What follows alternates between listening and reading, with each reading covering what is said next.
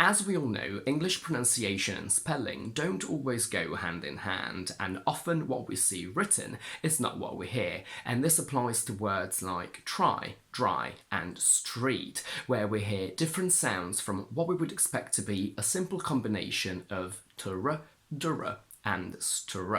I know this is why most people hate English pronunciation, but today we will see that we do this because we're lazy and we want to make things easier for us and for you.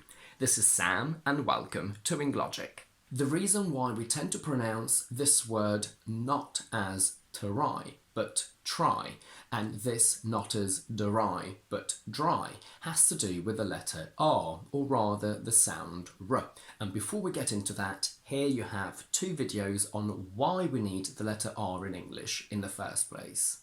The most commonly used symbol for the R sound in broad transcription is this, which is the one that you will find in normal dictionaries, but the most technically accurate for an English R is actually this one in narrow transcription, which you will not find in normal dictionaries, so it's up to you to know how to pronounce it correctly. Within English, there are several more or less subtle variations in the pronunciation of R, but I would say that the most standard and easiest one, and the one you should aim for, is a post-alveolar approximant. Post-alveolar means that it's created within the region between the alveolar ridge and the hard palate, so somewhere around here. Approximant means the articulators involved, the tongue and the post-alveolar region, don't get close enough to fully block or constrict air, and in the standard version of this sound, the lips are usually rounded. So you want to start by curling your lips forward and sounding like a snarling dog. With the tongue tip getting close to the post-alveolar region but not touching it. And then the full sound is created by sucking the tongue in. It's a fluid movement. So you want to go r, r, r, r. The post-alveolar region is also where we produce sh for shower, j for vision, ch for chair, and j for judge, where we have rounded lips for all these sounds. However, we produce t and d in the alveolar ridge. They are plosives, meaning the air is blocked completely, in this case by the tongue pressing hard against the alveolar ridge, and the sound is created by the explosion that you get when you release the tongue. So you press hard t and release. D.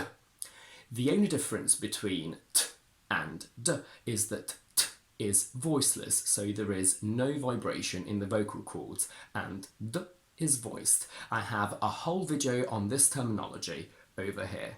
Let's go back to try. Since in English we are very lazy, we find it really hard to transition from the alveolar ridge for t to the post-alveolar region for r, and instead of doing that we prefer creating two sounds that already belong to the same region, and this region is the post-alveolar one.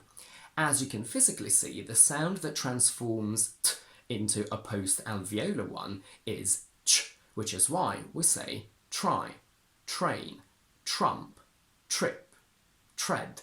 The same applies to dry, where we prefer transforming d into its post-alveolar counterpart, j, and we get dry, drop, drool, drug, drain. Careful, dictionaries do not show this trick, so it's up to you to know when to use it. What's the point of all of this if we still pronounce t and d in ch and j? These last two sounds are compound sounds. They're called affricates because they're created by the combination of a plosive and a fricative. So you could argue that when we transform t into ch to avoid the transition between the alveolar t and the post-alveolar r, that doesn't really make any sense because the t in the alveolar position is still there, and that would be a great observation.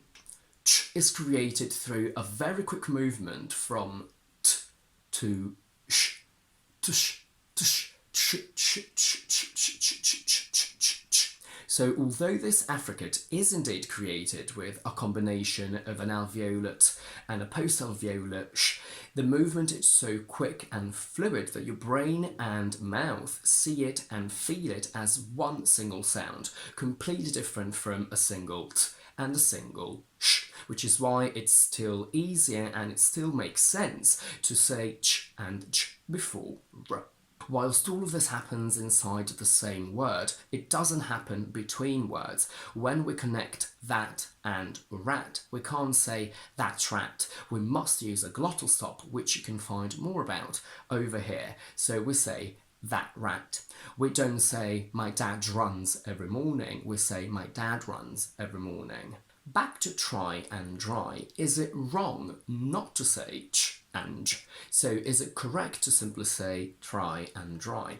It is, however, it's extremely uncommon, especially among younger generations. It's possibly a little bit more common in American because they tend to explode t and less than us anyway. So you can do it, but I would suggest you stick to ch and j for two reasons. First of all, they are much easier to produce and pronounce, and also they are the most used and most native sounding, at least nowadays. If you try to keep a simple t and d, you'll realise that they still naturally sound slightly different from when you pronounce them away from r. I say ch and j basically all the time. I say truth, true, trip, transition, draw, dream, drag, drop.